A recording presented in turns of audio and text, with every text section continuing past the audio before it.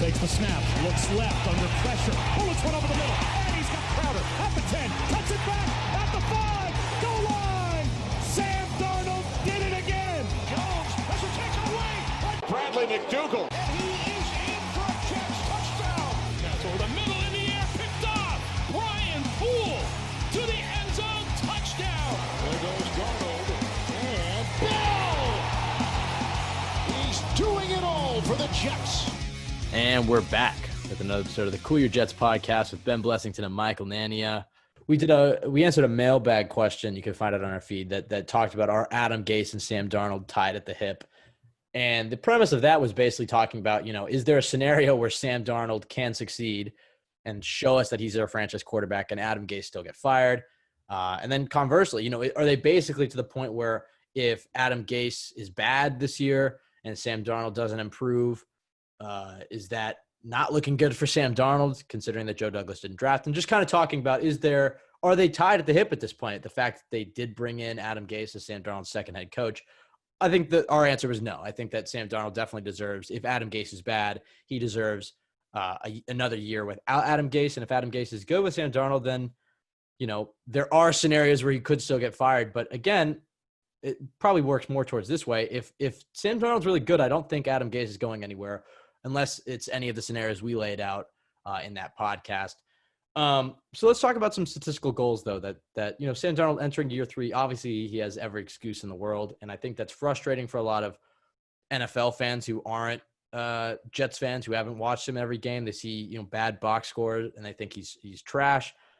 Jets fans will tell you otherwise, but at a certain point, Sam does need to start producing. And look, he's not necessarily put in the best position to succeed when you look at what situation Lamar Jackson's in Baltimore, what situation Baker Mayfield's in Cleveland, especially this year where, Baker's been surrounded by all these elite weapons and Baltimore has built an entire system around Lamar Jackson. The Jets with Sam Darnold haven't really surrounded him by much and have forced a guy like Adam Gase on him, who has been very stubborn about molding his system towards Sam's strengths. Now, again, I think Gase did a better job of that at the end of last season. I think the roster has improved this season, specifically the offensive line, and that's going to be a huge thing for them.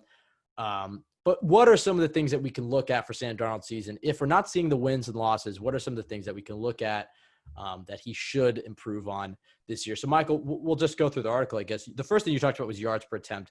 I guess break down why this is such an important stat, exactly what it is, and then what your benchmarks for Darnold in 2020 is.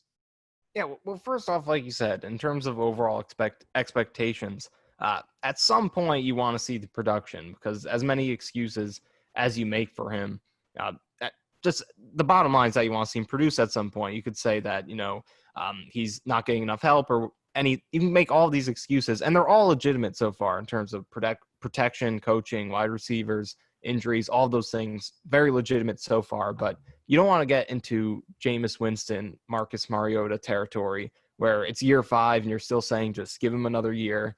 And you're still just holding on to that hope deep into his career. So you don't want to get to that point. So I think this is going to be a big year for hopefully seeing signs of progress in terms of actual production. And that does come down to the box score, even though it's extremely misleading and you should evaluate him beyond that. Actually look at his film and see how he's playing.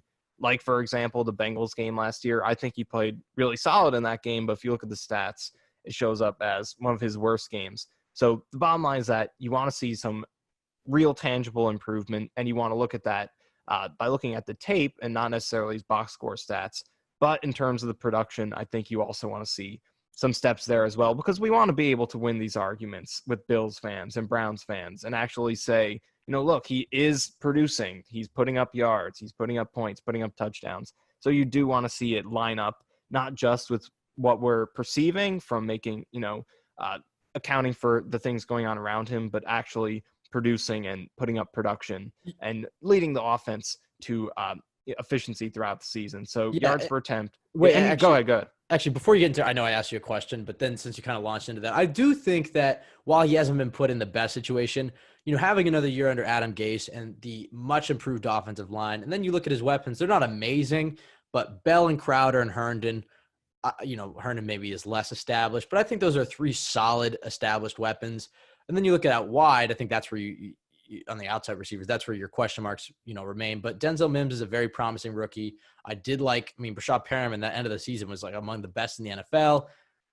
Your depth at receiver isn't great. But the point is, and then they have Ryan Griffin, who he showed great chemistry with last year. But my point is, it's not necessary. This is the best year for Darnold supporting cast is what I would say. So I would say that this is the best situation he's had so far in the NFL, which helps me be optimistic in him taking the next step.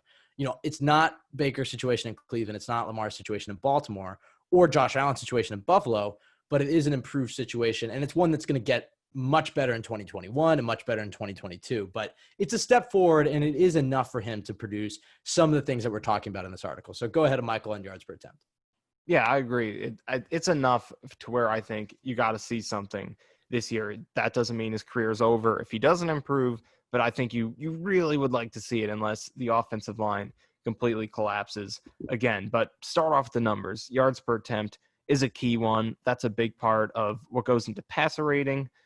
So first 2 years, Darnold averaged 6.9 yards per attempt, both as a rookie and this past season. So he's got to get that up a little bit. The NFL average is 7.2. I kind of want to see him rank in the 10 to 15 range this past year. And last year, that was Drew Brees was 10th, 7.9. Matt Ryan was 10th at 7.3. So to land somewhere in there would be good for him. And I think there are two big keys to him taking a step up there. And one of them is what we talked about a lot already. That's the support around him. So last year, Darnold either threw the ball away, had his pass batted down at the line, was sacked, or was hit while throwing. One of those four things on 15.3% of his dropbacks. So it was the highest percentage of any quarterback in the league. And the difference between him and the second-ranked quarterback, who was Matt Ryan, is the same as the difference between Ryan and the sixth-ranked quarterback. So just to show you how far ahead he was in that metric. So getting that down as the Jets offensive line is going to add quite a bit to his completion percentage, which is and completion percentage is not a good stat because it really lacks context. It doesn't take into account how difficult the throws the quarterback's trying are, drops, throwaways, getting hit while throwing, all those things. That's why it's a really bad stat. But in terms of how the role it plays in yards per attempt, it's got to be higher, and getting the amount of pressure down that he's taking is going to bump that up. And also with that, his yards per attempt. So that's going to be key. But for Darnold himself, independent of his surroundings, he's got to get his deep accuracy up. In the first half or the first 6 games he played last year, his deep completion rate was 21%. That was the worst among any quarterback in the league. But he took a step up after that. The final 7 games he played, 41%. League average is 42%. So he improved quite a bit. But you want to see him get above that league average this year. We know he has the arm talent to do that. So hopefully he can push that, into the 42, 43% range, at least get above that league average. But he took a big step forward in the second half last year. So in terms of yards per attempt, you definitely want to see that get up. It just shows you that he's being more consistent and just more explosive in general. I think yards per attempt is probably the best box score stat in terms of evaluating overall quarterback play. None of them are great, but that's one of the better ones. So hopefully Darnold can get into that 7.5 area with yards per attempt. That should put him top 10 to 15. And the two biggest things are the protection and his own deep accuracy. Yeah, the next thing that you talked about, and by the way, I think those are tremendous points and a good, like we just talked about, that's something that he can definitely accomplish with his surrounding and supporting cast. The next thing is interceptions, and this is something for Darnold that I think the perception around the league is that he's a turnover machine. And as you laid out in this article, it's really been 4 games throughout his 2 years that have kind of hammered home that. Coming out of college, he had, plenty of interceptions, but the big thing for him is I think he had something like 11 fumbles or something. He's come into the NFL and has barely fumbled at all. He's clearly improved that. And I would say that he's gotten better at the interceptions, but he has this propensity to have, 1 or 2, at least so far, terrible games in a season that just tank the interceptions. But otherwise, he's been fairly consistent. And when you look at the back half of the year, that's where he took a big leap. So Michael, talk about your expectations for him as with his interceptions in 2020. Yeah, like you said, the big thing has been that he's just had 2 really bad games in each season so far.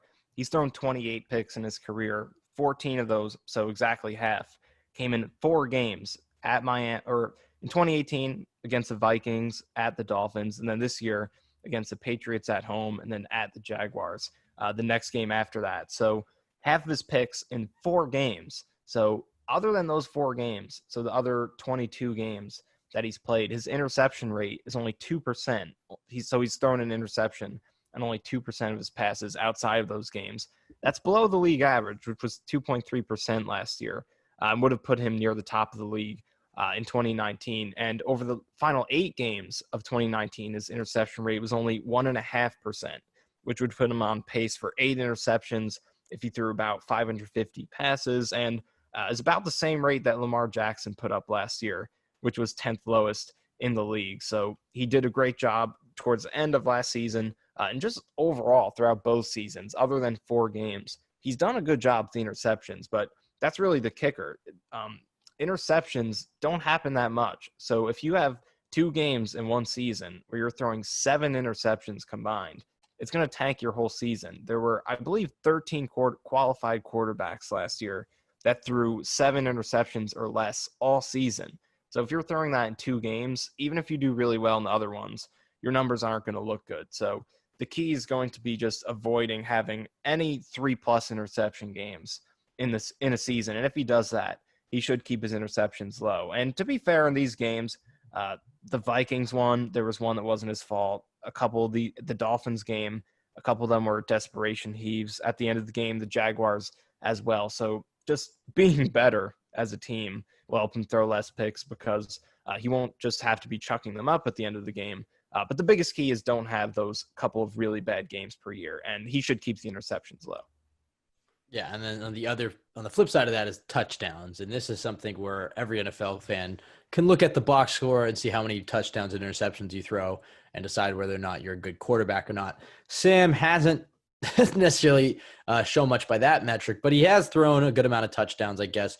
When you look at the back half of the season again, after the Miami game or whatever, when it starts with the Giants game, his stats definitely got a lot better. He was on pace to throw 26 touchdowns if he kept that pace going for an entire season. Michael, what are your expectations when it comes to touchdowns for Sam with the improved supporting cast? Well, he's been better with touchdowns than interceptions. His touchdown rate was 4.3% in 2019, which was 19th in the league. The league average is 4.5%, so he's right below that. But the biggest thing is that he's done a good job, really good job throwing touchdowns in the closer half of the red zone, so inside the opponent's 10-yard line. Last year, he threw 8 touchdowns on 19 passes in that range, which is 42%. That was 8th best in the league. The guys right ahead of him are Drew Brees, Russell Wilson. So he was doing a really good job finishing drives. The key is that he's just got to get there more often. Part of that is him. Part of it's the run game and the rest of the offense. But the Jets ran the fewest plays inside the opponent's 10-yard line in the league last year. Even if you take out the Luke Falk games, they were still second worst in that. So they just weren't getting down. And they also made the fewest red zone trips in the league, period. So the fact that they weren't getting down there that much kind of hurts his touchdown numbers, because, look, when he's getting there, he's doing great. And that's where so many touchdowns happen. 44% of touchdown passes over the last 2 seasons inside the 10-yard line. So most of it's happening down there. So if you're not getting there, you're just not going to throw a lot of touchdowns overall. So if the Jets, in part, a lot of it is him and what he's doing in the rest of the field to get down there, but it's also the O-line, the run game. So if the Jets can get down to the red zone more often, he could put up touchdowns at a really high level. He can be a 30-plus touchdown guy because of how well he's finished those drives. And even outside the red zone, his touchdown rate has been about league average from the 10-yard line to the 20 in the red zone, and then outside of that, right around league average. So going back to what I said earlier with deep accuracy, if he can continue improving that, he should throw a few more deep touchdowns. But in the red zone, he's been good. So if you can get there more frequently, then he could throw quite a few touchdowns over the course of a whole season, maybe even pushing. What I'm looking for is, I think 30 is a little bit too much. The number I wrote here in the article is about 29. And based on that, I think that if he can get his touchdown rate above 5%, like I said, it was 4.3% this year. And that doesn't seem like a big change. But when you're throwing over 500 passes a season, that can be the difference in 5 to 6 touchdowns. So if we can get above 5%, that would definitely put him in that 30 touchdown range next year. And that comes down to his deep accuracy and also just overall chain moving, getting long drives going so he can get into the red zone and have more opportunities to flash his efficiency down there. Yeah, I mean, you talked about his efficiency in the red zone. Is there any concern, though, that he did lead the NFL in red zone interceptions with 4 last year? Would you put that more on Darnold's decision-making down in the goal line, that aggressive nature to want to get touchdowns instead of recognizing, like, hey, we're in points territory. If this is a dangerous throw, don't throw it. The one that obviously comes to mind is the one against Miami, where it looked like he was throwing a grenade into the corner of the end zone, which, by the way, I do think he was trying to throw that ball away. But is there any concern there when you analyze Darnold as a red zone quarterback? Yeah, and that's definitely extremely important because in the red zone, the average touchdown interception ratio is about 10-1. So if you're throwing picks down there, they're so rare that it is an extremely, extremely bad play for your team, a lot of negative value. So whenever you're doing that, it really hurts. And we saw that quite a bit throughout this past season. Like you said, the Miami one, he had one against New England, against Dallas as well. But, I mean, you can make a few of those weren't really his fault. One against the Cowboys was a miscommunication, it looked like.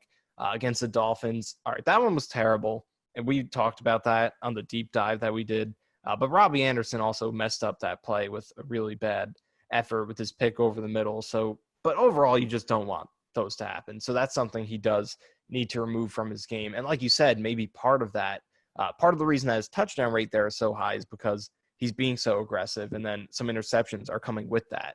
So he does need to get those out of his game. And the interceptions as well, that's something he can help shave that a little bit by sharpening up his red zone play. But like you said, that's definitely something he's got to work on. But also in that Miami game, the play before that interception he threw was a touchdown to Ryan Griffin that got called back and still seems clearly wrong. So it would look entirely different if that played out the way it should have. But you do got to get those interceptions out. But it's good that he's been really at all levels of the field, he's been average or better with his touchdown rate. So just the more often you get to the higher upside part of the field, which is the red zone where most touchdowns happen, then he's going to throw a lot of touchdowns. So I feel really confident that he's going to be a high touchdown guy, a 30-plus.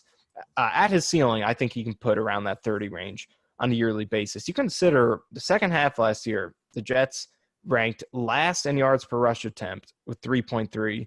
Darnold took the highest pressure rate of any quarterback, 41.9%. And yet he still had a touchdown rate of 4.9%. Like you said, pace for 20. He threw 13 touchdowns in the second half, so pace for 26 over a whole season. And he did that with the worst pressure and the worst run game in the league. So considering that and that he was only 22 years old, I'm very confident in what he could do as a touchdown producer. Yeah, and you talk about his efficiency in the red zone. I think the Jets offense as a whole, I think it was around 21 is their red zone efficiency. And this is a big point of emphasis for the team. When you think about, they haven't really had a red zone target. They're going to get Chris Herndon back this year, which I think is going to be huge. The big one to keep an eye on is Denzel Mims, who's a big, physical, contested catch, athletic receiver. And something that Sam Mims Darnold actually led the nation in touchdown receptions from 10 to 19 yards out. Right. So that early half of the red zone, he can really help you. And Sam has not had anybody like that really since college. And so that is something to point at where I really think you can see Sam Darnold take tangible steps in that red zone. You talk about how he's been efficient, but the Jets offense as a whole, he's been efficient without anybody. He's thrown to Robbie Anderson inside the 10-yard line. He's throwing to Ryan Griffin, who I like, but now he's going to get Chris Herndon and he's going to get Denzel Mims. And I think you're going to see his his red zone efficiency go up quite a bit. Big part of the red zone too. They were 19th this past year, 55% touchdowns. The run game has been league worst in the red zone. Right. So that's been a big part of it also. Yeah, the improved offensive line will help that as well. So yeah, I am encouraged when you talk about his efficiency by himself in the red zone. When you can add in some of the pieces that the Jets are going to get this season, I think you might see him take a big step.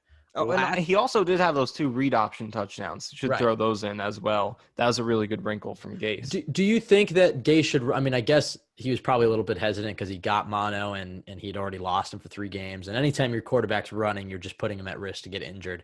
But Sam, if anybody's seen his Huddle High School highlights, Sam Darnold's quite the athletic QB. Do you think that Gase should mix in some more read options or QB runs for Sam Darnold this season? I think he should in the red zone, particularly because I think he was efficient with those. Also, a few of the touchdowns Bell scored, I believe, were on read option plays. He made the right call, handing it off. I think he should, and not necessarily. He doesn't have to be Cam Newton or Josh Allen, but in the red zone, based on what he's shown, I think that's a play that works for him down there. But the better the run game gets, the more effective that play is going to be. Yeah, I'd certainly love to see the Jets down on the red zone now that you talk about it. Run more of those read options, and then those RPOs is something that Sam Darnold was very good at in college, and we haven't seen him run too much of in the NFL. Just the way that his brain works and the things that he struggled with is being in the pocket and going through progressions. But with the RPOs, it does allow him to make those quick reads, which I think would really help him out. So hopefully Gase can incorporate some of those in his offense this year as well. And not that Gase didn't do it at all. I just would like to see more of it. And when you talk about in the red zone, that's where that can be especially lethal.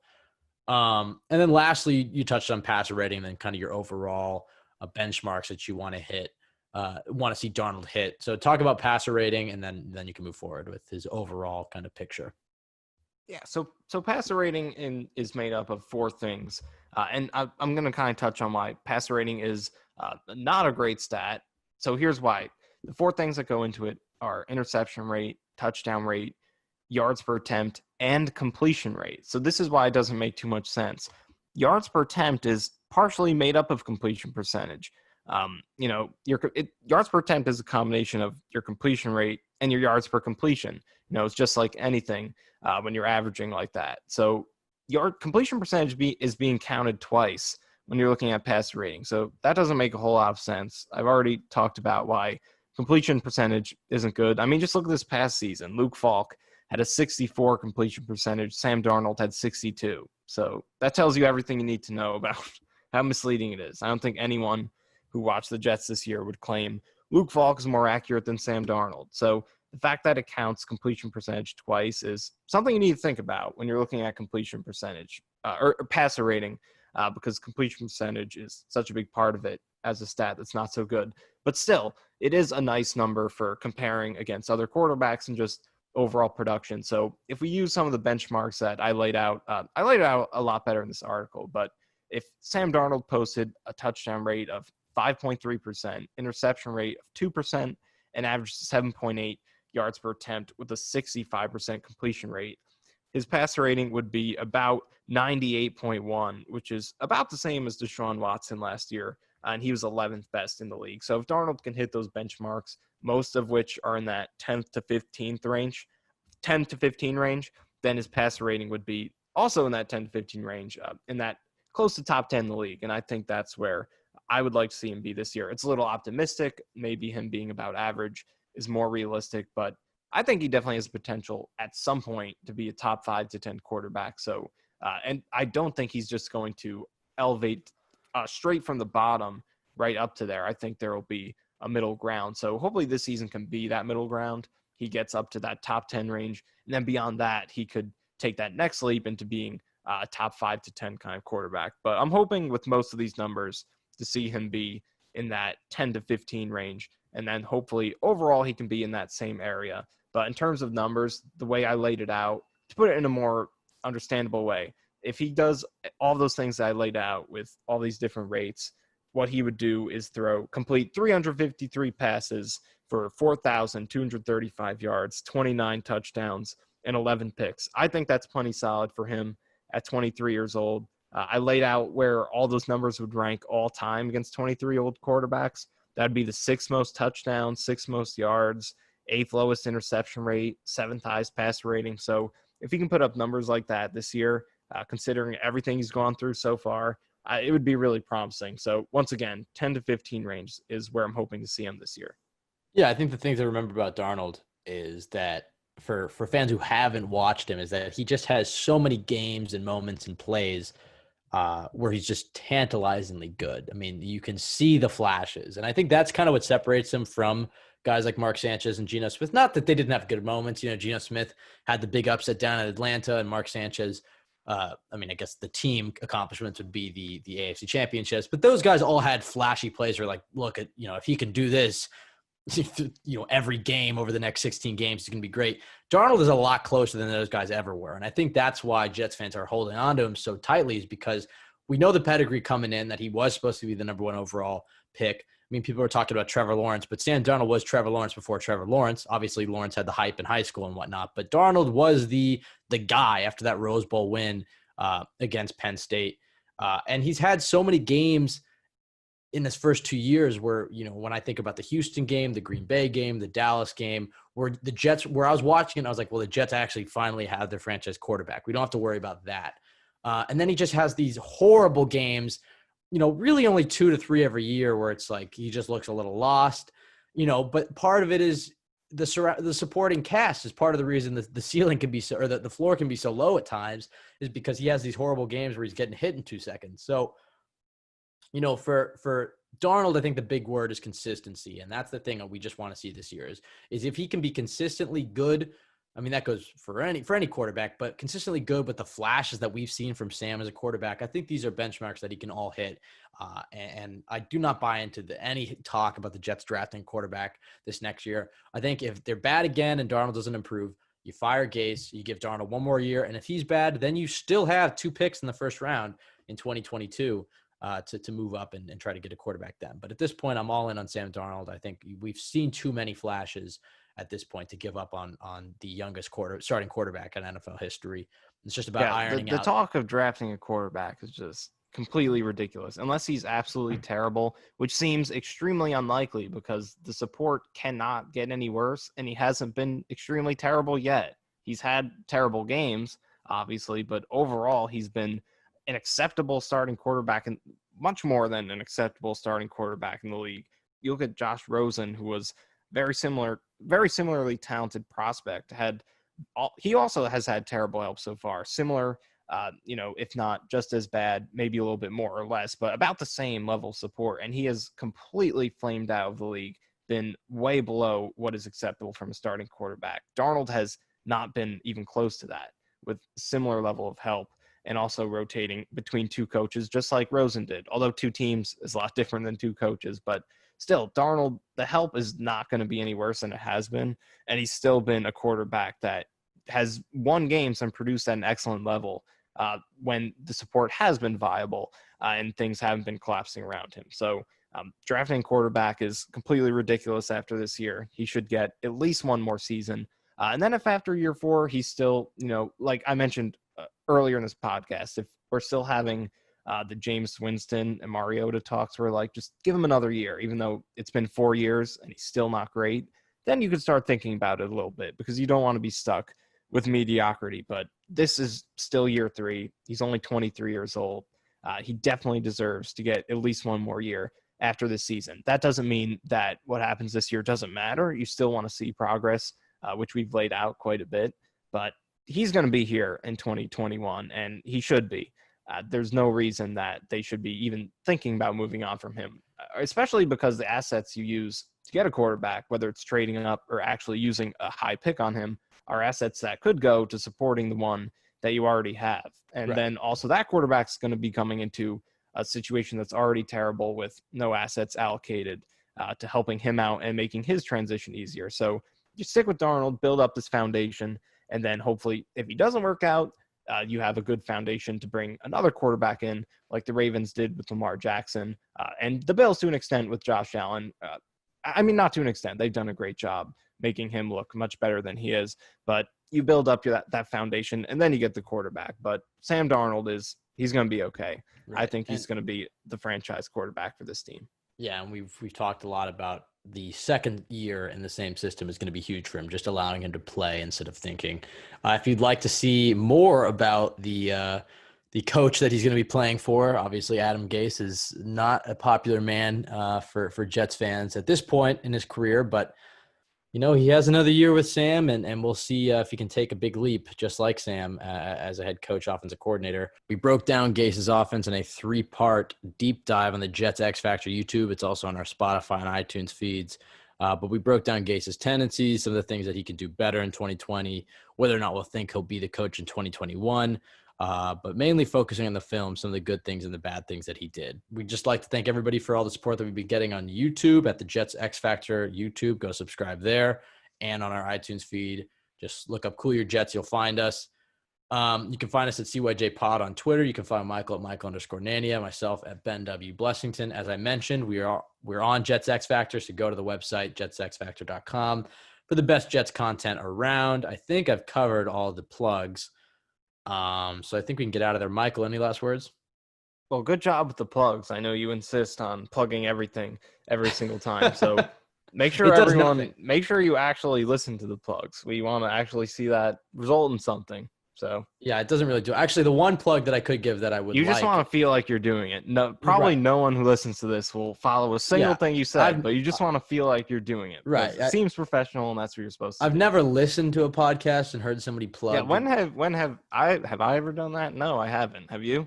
No. So I don't blame if you don't. But if you do want to do something and you're already listening to this, write a review or rate the podcast. That helps us out a lot on iTunes.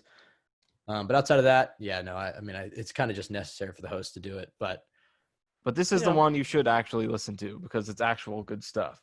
Yeah, agreed. All right. Well, I guess we'll get out of here. As I said, we have a lot more content coming from the CYJ feed. Michael and I's goal is to just do pretty much as many episodes as possible, 3 to 4 episodes every week. So we're always going to have content for you guys, especially as we head into this football season. Very excited about it. Let's hope there is a season, and everybody stay healthy, stay happy. Looks left under pressure. Bullets one over the middle. And he's got Crowder at the 10. Cuts it back at the 5. Goal line. Sam Darnold did it again. Jones has to take it away. Bradley McDougal. And he is in for a Jets touchdown. That's over the middle in the air. Picked off. Brian Poole to the end zone. Touchdown.